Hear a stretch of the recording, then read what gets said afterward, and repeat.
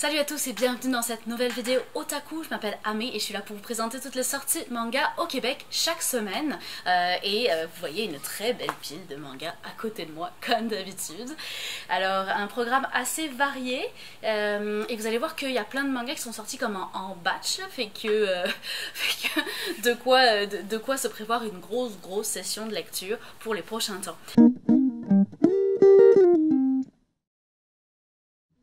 Alors mon premier manga de la semaine c'est Shigurui, donc vous voyez que le premier manga est sorti en même temps que le tome 2, le tome 3 et également le tome 4. Vous voyez les covers qui sont quand même assez violents, hein, assez intenses, et pourtant on est sur un manga historique. On va parler vraiment de l'époque des samouraïs, de l'ère Edo, mais sans aucun tabou, aucune censure, puis c'est vraiment sans pitié hein, du monde des samouraïs seppuku, donc le fait de se faire ce qu'on appelle en occident harakiri, de s'ouvrir le ventre, l'honneur à tout prix, la fidélité à son seigneur mais au point de souffrir pour lui, les combats de samouraïs ou d'épéistes qui vont être là que pour divertir un tyran. Fait que c'est un manga qui est quand même assez cru, à ne pas mettre entre toutes les mains. Alors vous allez reconnaître probablement le design parce que c'est l'auteur des 7 ninjas des fous qui a sorti ce livre. Alors je vais essayer, il y a des scènes quand même très crues et très violentes, fait que je vais pas vous montrer les scènes les plus difficiles à voir au cas où on est un plus jeune public aujourd'hui avec nous. En fait on va y suivre l'histoire de deux samouraïs. On retrouve un petit peu cette dualité qu'on a dans Vagabond avec Musashi et Kojiro. Un peu ces anciens amis qui s'aiment, qui se détestent, c'est un amour fraternel qui en même temps est une haine vraiment sans pitié. Donc on va vraiment suivre l'histoire de ces deux personnages dans leur quête pour devenir les plus grands samouraïs que le Japon ait jamais vus. Alors c'est vraiment des personnages, il y a des personnages qui ont réellement existé, il y a des personnages qui sont fictifs, mais on retrouve probablement le Japon tel qu'il était à l'époque, vraiment sans aucune censure, comme je le disais, sans aucun tabou. On nous montre que les samouraïs, oui, l'honneur c'était une très belle chose, mais que ça avait son pendant, son côté sombre. Alors c'est vraiment un manga super intéressant. Je dirais que, bon, le point fort, c'est bien évidemment les dessins. Vous avez vu avec quelle précision l'auteur va dessiner l'anatomie humaine. Les épéistes sont souvent quand même assez souvent pendant les combats, on les voit torse nu, puis on voit comme tout le détail des muscles, c'est super impressionnant. Fait que les dessins, évidemment, comme dans l'œuvre précédente de l'auteur, donc les 7 ninjas des fous, les dessins sont absolument splendides, mais évidemment, comme c'est très cru, ben, on voit tout ce qui se passe là, on voit les tripes qui sortent, mettons. Et je dirais que le point faible, c'est un petit peu la narration qui est un peu dure à suivre parce que on va avoir des parenthèses dans des parenthèses dans des parenthèses qui seront jamais refermées. Alors on va suivre un chef de clan samouraï qui se fait seppuku au tout début devant son seigneur, qui va s'ouvrir le ventre, puis pour comprendre pourquoi il en est arrivé là, on ouvre une parenthèse dans cette histoire, on découvre notre héros, puis finalement on découvre son rival, on ouvre une deuxième parenthèse pour comprendre comment ces deux personnages sont arrivés à être rivaux, etc. Puis les parenthèses se referment jamais. Alors un petit peu difficile à suivre au niveau du scénario, mais quand même super intéressant, avec des personnages qui ont du caractère, et vraiment un très beau livre, on ne va pas se mentir, malgré ce petit défaut de scénario. Donc c'est Shigurui, et donc vous avez les tomes 1 à 4 qui sont sortis à date. Si je les étale devant moi, on me verra plus, tu sais. Fait que je vais les mettre comme ça. Je continue avec 008 Apprenti Espion, qui est la nouvelle série de l'auteur de Kenichi. Kenichi qui est une série qui est récemment plus trouvable du tout au Canada. Fait qu'on est super content que l'auteur ressorte quelque chose. On est vraiment sur une série d'espionnage comme elles sont très populaires en ce moment. Hein. On a Spy X Family, on a Mission Yozakura Family qui sont très connu également. Ici on est dans le style Kenichi, donc il y a de l'action, puis il y a des filles sexy évidemment. Alors on suit un jeune garçon qui s'inscrit dans des cégeps, il passe tous les concours d'entrée dans les cégeps, puis il se fait recaler à toutes. Fait que là il est comme, qu'est-ce que je vais faire de ma vie, il y a comme aucun cégep qui veut de moi, est-ce que je suis vraiment si nulle que ça, qu'est-ce qui se passe? Jusqu'au jour où il va recevoir une lettre d'admission dans un cégep auquel il ne s'est jamais inscrit. C'est comme bizarre, mais il est comme tellement désespéré qu'il va dire ok je signe puis j'y vais. Là, il se renseigne absolument pas sur ce que c'est ce cégep, ce qu'on y fait, c'est quoi sa spécialité, il y va. Et le jour de la rentrée, il y a plein de choses bizarres. Alors il croise un élève qui se rend, qui a le même uniforme que lui, il comprend qu'il se rend dans le même cégep. Le truc c'est qu'en tournant au coin de la rue, il a disparu, il est plus là. Le cégep est entouré par des grandes murailles, alors il cherche l'entrée puis il trouve jamais d'entrée. Comment on rentre dans ce cégep, c'est vraiment bizarre, puis il y a comme une porte d'entrée cachée. Il va finir par comprendre qu'il est dans un cégep spécial qui recrute et qui forme les nouveaux espions et les nouveaux agents secrets. Et qu'il a été en fait trié sur le volet et que c'est pour ça que tous les autres cégeps ont refusé sa candidature. C'est pas qu'il était mauvais, c'est juste un coup monté de la part du directeur. Alors il va apprendre pourquoi il a été recruté, ça je vous en dirai pas plus, je vais vous laisser le découvrir par vous-même. Et il va dans un premier temps complètement refuser de devenir un agent secret parce que je vous avoue que les entraînements, comme il y a des pratiques là, puis à côté des cours, puis c'est quand même intense, tu risques ta vie à chaque heure de cours. Fait qu'il va complètement refuser jusqu'au moment où un certain événement va le faire changer d'avis. Alors on est vraiment dans de l'action, il y a un petit peu d'humour, mais c'est pas forcément la partie humoristique, il y a la partie sexy aussi qui est quand même très présente, hein. On est un peu dans le style de Trinity Seven par exemple, et puis avec ces magnifiques dessins d'action que sait faire l'auteur. Je suis en train d'essayer de vous trouver une scène qui est particulièrement impressionnante où les deux personnages se battent et je ne la retrouve plus. Ah non, parce que au niveau des perspectives, là il n'est pas en train de se battre, il est en train de fuir, mais au niveau des perspectives c'est un auteur qui maîtrise très bien ce qu'il fait, alors c'est quand même très très réussi. Donc c'est 008 Apprenti Espion. Je continue avec un light novel. Le manga est déjà connu dans sa version anglophone, n'existe pas encore en français, mais on a le light novel qui est sorti aux éditions Mao, et c'est Berserk of Gluttony. Alors rien à voir avec la série Berserk, hein, c'est vraiment juste le titre qui est similaire. On est vraiment sur une série de fantasy où un héros vit dans un monde médiéval fantasy, et puis lui il est très très faible, et en plus à chaque fois qu'il essaie de se servir de son pouvoir qui non seulement est bien plus faible que celui des autres, ça lui donne une faim insatiable. Alors il mange tout ce qui est à proximité de lui, puis un jour il va manger l'âme d'un voleur, et au moment où il va absorber cette âme, ça va comme provoquer un dérèglement dans ses pouvoirs et le rendre extrêmement puissant. Fait que ça va être le point de départ de sa quête. Donc on est vraiment sur du light novel de medieval fantasy à la Overlord un petit peu, à part que un personnage qui est vraiment pas puissant, mais vraiment dans ce style-là avec beaucoup d'action, etc. Et puis des créatures imaginaires. Donc c'est Berserk of Gluttony. Je continue avec un pack. Vous savez que je vous présente souvent des packs avec des promotions, donc un manga acheté, un manga offert. Ça va être le cas de Ameiro Paradox aux éditions Taifu, qui est un yaoi qui va être réservé donc à un public 16 ans et plus. Alors encore une fois, quand c'est un pack, je peux pas vous montrer l'intérieur parce que c'est sous plastique, mais sachez que donc, vous achetez le 1, vous avez le tome 2 qui est gratuit. Et dans Ameiro Paradox, on va suivre un reporter qui se voit obligé par son patron de faire équipe avec son rival qui est photographe. Ils ont bien sûr un but commun, hein, c'est de trouver une news en avant-première qui va les faire devenir ultra célèbres.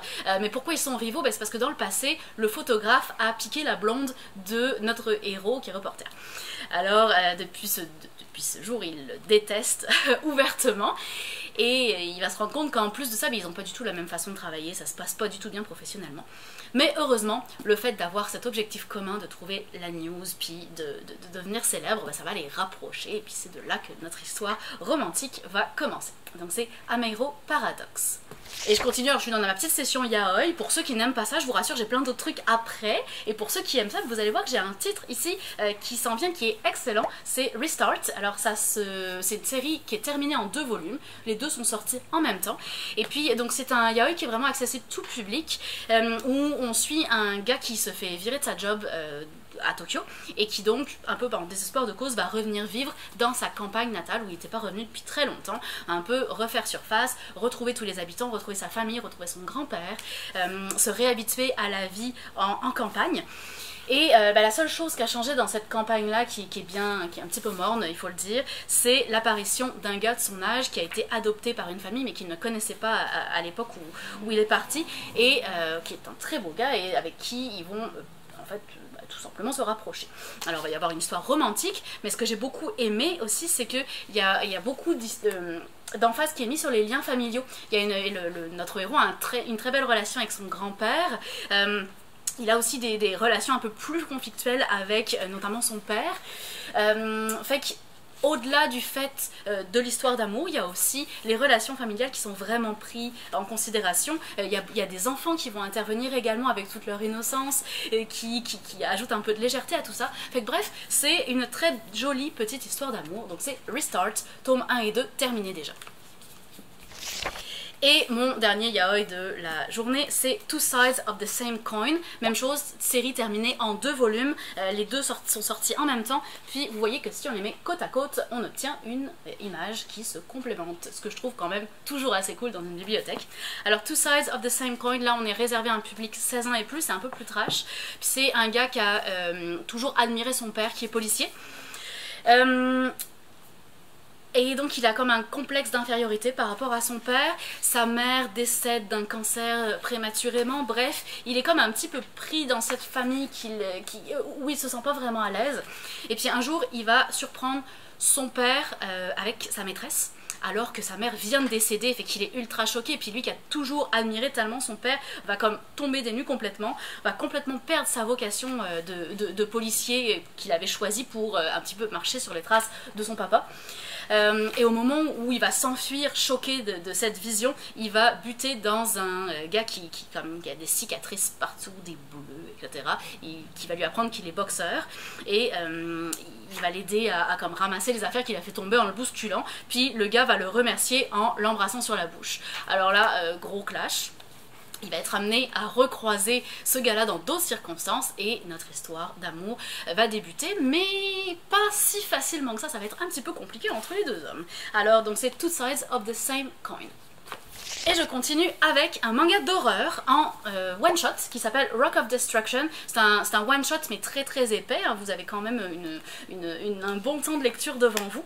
Dans Rock of Destruction, on est dans notre monde, mais à chaque fois qu'il y a une lune rousse, une lune rouge, donc quelques fois, à peine par siècle, eh bien il y a le rocher de la destruction qui pousse dans un certain désert, et avec cette poussée, cette apparition du rocher de la destruction, viennent des créatures monstrueuses qui se repaissent des humains, qui se repaissent des vices des humains également. Je vais essayer de vous en montrer un. Alors c'est quand même réservé à un public mature, fait que je vais faire attention à ce que je vous montre comme image. Voilà, fait qu'on va y aller avec cette image. Fait qu'ils ressemblent à plein de choses différentes, mais ils peuvent ressembler éventuellement à ça. Donc on va suivre Milo, qui est une jeune fille très très discrète, très innocente, et qui est très surprise le jour où un gars assez populaire de sa classe vient lui proposer de partir en fin de semaine au chalet. Le chalet étant une villa super luxueuse d'un de ses amis, qu'il a invité comme toute une gang. Voilà, ils sont tous là, ils vont partir en fin de semaine, c'est le fun, il y a de l'alcool, il y a tout ce qu'il faut pour s'amuser.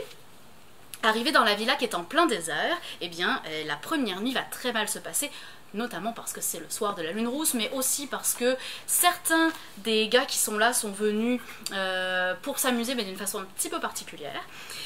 Et donc nos héros vont se retrouver comme pourchassés par ces créatures et puis obligés d'essayer de survivre. Donc on est vraiment dans du survival, on est vraiment dans du thriller, type vraiment film d'horreur à la, je sais pas moi, Texas Chainsaw, ce genre de choses, avec un déroulement assez classique où il ne faut pas trop s'attacher au personnage, je vous le dis, et avec une fin qui sera ce qu'elle sera, parce que évidemment je vais vous la laisser découvrir vous-même. Donc comme je l'ai dit, c'est réservé à un public très mature. J'ai beaucoup regretté le manque de charisme des personnages. Il n'y a pas vraiment un seul personnage auquel on s'attache, même pas notre petite héroïne qui est ici. Elle est assez effacée. Les personnages meurent à une telle vitesse qu'on ne peut pas vraiment s'attacher à eux, mais même si c'était le cas, on n'a pas pris assez le temps de développer leur caractère, fait que j'aurais à regretter ça. Donc c'est, je vais vous le remontrer, hein, c'est Rock of Destruction. Excusez, j'ai oublié. Et je continue avec un isekai. Un isekai qui s'appelle Kuma Kuma Bear. 2 premiers tomes sortis en même temps également. Comme vous avez vu, hein, ça sort vraiment en batch aujourd'hui. Kuma Kuma Bear, on est vraiment sur du isekai, un petit peu mignon, un petit peu beaucoup d'aventures éventuellement, beaucoup d'action, mais quand même le côté mignon et humoristique. Fait qu'on suit une Hikikomori qui est vraiment une grosse fan de jeux vidéo, particulièrement du MMORPG, puis qui se joue en VR avec des lunettes. Elle est vraiment dans cette réalité virtuelle là. Et depuis qu'elle a découvert certains jeux, elle ne sort plus de chez elle, elle ne va plus à l'école, elle ne fait plus rien, elle ne vit que dans ce monde imaginaire. Puis un jour, elle s'achète un nouveau jeu et très très hâte de l'essayer, elle plonge littéralement immédiatement dedans. Et la première chose qu'elle fait, c'est arriver dans la salle des coffres où on lui dit tu vas choisir un attribut pour commencer le jeu. Fait qu'elle choisit son attribut puis au hasard dans un coffre, puis son attribut c'est ce cosplay d'ours qui est quand même assez mignon, on va le dire.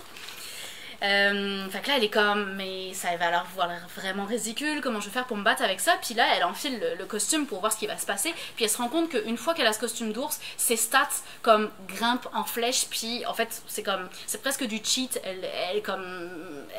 toutes ses aptitudes grimpent, sa force, sa résistance, sa force d'attaque, sa force de défense, sa vitesse, bref, elle devient comme ultra puissante, alors qu'elle a aucune connaissance du jeu puis de ce monde là.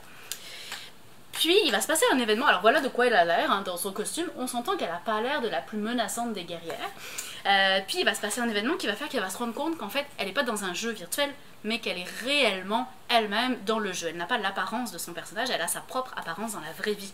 Alors on pourrait croire qu'elle va être un peu désespérée, puis finalement elle a tellement toujours vécu dans les jeux vidéo que elle est plutôt contente parce qu'il n'y a pas grand chose qu'elle regrette dans la réalité, fait qu'elle s'investit à fond dans ce jeu.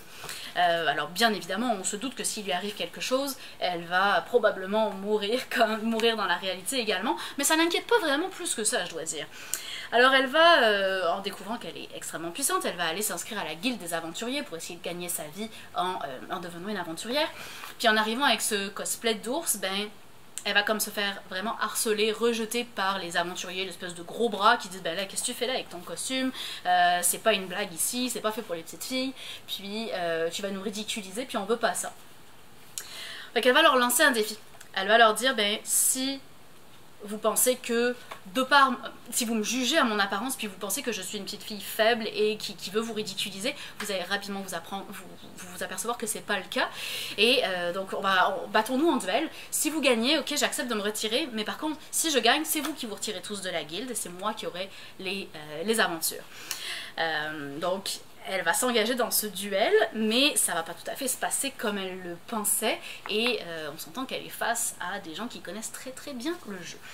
Donc comme je disais, un petit côté mignon, un petit côté quand même humoristique, assez léger on va dire, c'est pas du isekai vraiment lourd, action et tout, il y a de l'action, mais on est plus sur le côté léger du isekai, très divertissant.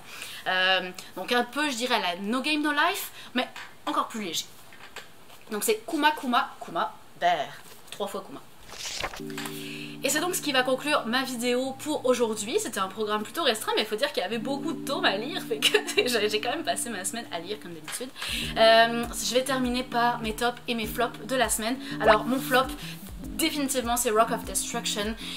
J'ai trouvé le scénario quand même assez pauvre. Ça aurait pu être bien traité, il y a un côté suspense qui, on va être honnête, est là, mais le fait que les personnages soient insipides, ça fait qu'on ne s'attache pas du tout à cette histoire, puis on tourne les pages sans vraiment avoir envie de savoir la suite, malgré le côté suspense, donc c'est un flop pour moi. Et puis mon top, c'est Shigurui, vraiment très très intéressant, autant au niveau de la qualité des illustrations que du côté historique, que du côté sans tabou. On idolâtre souvent les samouraïs, on les voit comme des êtres exceptionnels, puis comme un monde très très positif, mais là on découvre vraiment l'autre côté des samouraïs, le côté cruel, sans pitié, puis cet honneur qui va faire que il y a une espèce de fatalité face à leur destin et face à leur vie qui est assez déprimante. Donc j'ai apprécié de retrouver le monde des samouraïs, probablement assez cohérent par rapport à ce qu'il était en vrai. Donc Shigurui. Merci beaucoup d'avoir écouté cette vidéo aujourd'hui. N'hésitez pas à commenter, à vous abonner à notre chaîne YouTube pour plus de nouveautés manga. Et moi je vous dis à la semaine prochaine. Allez, salut!